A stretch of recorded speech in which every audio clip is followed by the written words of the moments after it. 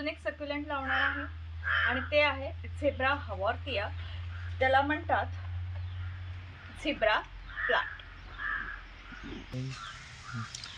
ज्यांच्याकडे सक्युलेंट्स आहेत किंवा ज्यांना सक्युलेंट्सची आवड आहे ते हे झाड नक्कीच लावतील.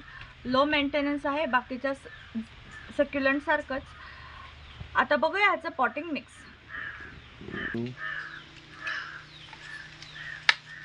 गार्डन सॉइल भरून घेते मी.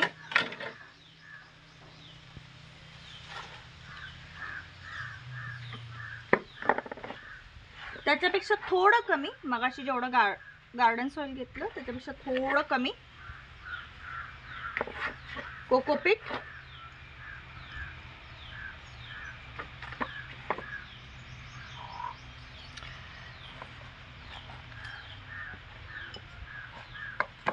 अर्ध जेवढी माती घेतली, गार्डन सॉइल घेतलं त्याच्यापेक्षा अर्ध शेणखत किंवा गांडूळ खत आणि पाव वाळू. प्रत्येक सक्युलेंटसाठी हेच लागतं, फक्त थोडंफार प्रमाण इकडे तिकडे होतं, अदरवाईज नॉर्मली हेच वापरलं जातं.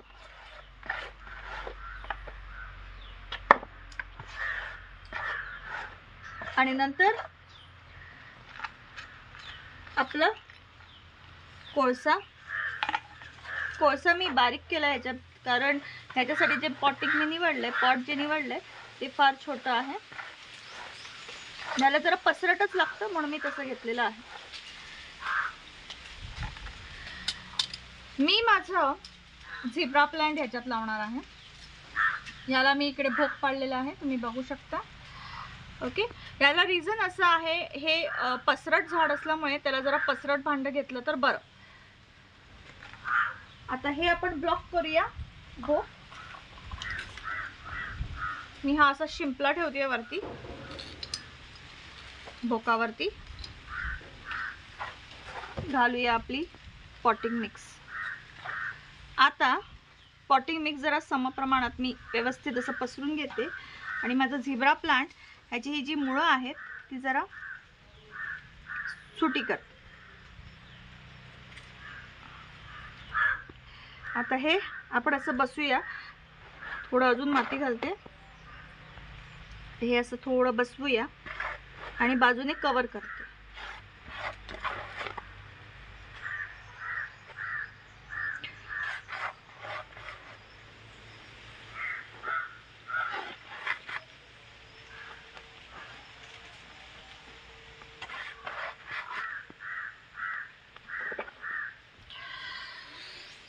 याच्यावरती आता हे दगड टाकते.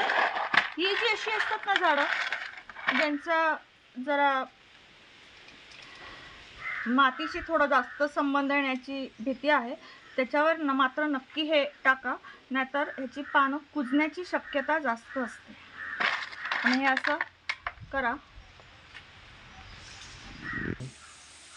तर हे तुम्ही बघू शकता, मी माती व्यवस्थित या दगडांनी कव्हर केलेली आहे. हे फार हे करणं गरजेचं आहे, कारण जर माती ओली राहिली आणि यांना टच झाली तर हे कुजून जातात, मग पुरं झाडच कुजून जातं. त्यामुळे हे दगड घातल्याने कसं होतं, माती त्याला लागत नाही, हे दगड पटकन सुकतात, त्यामुळे ओलसरपणा इकडे लागत नाही आणि हे झाड व्यवस्थित राहतं.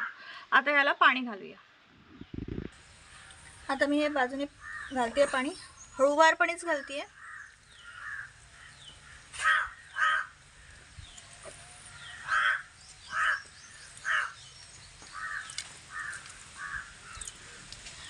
बस झालंय पाणी. तर हे माझं झेब्रा प्लांट आता मी पॉट केलंय. आता ह्या बाबतीत घ्यायची काळजी, ब्राईट इनडायरेक्ट सनलाईट घरात ठेवलं तरी हरकत नाही. इनफॅक्ट काही लोकांच्या तर आपल्या वर्किंग टेबलवर किंवा स्टडी टेबलवर या झाडाला ठेवलं जातं, कारण सुंदर दिसतं. विष्णू कमळ, लक्ष्मी कमळ त्याप्रमाणे हेही ठेवलं जातं. त्यामुळे हे असं कुठेही ठेवा जिथे ब्राईट सनलाईट असेल. तुमच्या विंडो पेनवर वगैरे ठेवलं तर खूप चांगलं. पण एवढी काळजी घ्यायची आहे की 6 तास तरी त्याला ब्राईट लाईट मिळालीच पाहिजे, कमीत कमी 6 तास.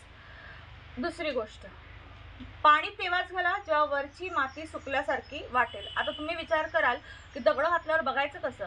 दगड थोडी बाजूला करा आणि माती उकरून काढा. सुकी वाटली तर पाणी घालायचं, पण एवढी काळजी घ्या की पुरी माती सुकता कामा नाही. हे जरी सक्युलंट असलं तरी अगदीच ड्राय वेदर हे नाही सहन करू शकत. एखाद दुसरा दिवस चालून जाईल, पण तरी प्रयत्न करा की माती पूर्णपणे सुकणार नाही. बाकी फर्टिलायझर वर्षातून 1-2दा थोडंफार फर्टिलायझर घातलं, गांडूळ खत वगैरे घातलं तरी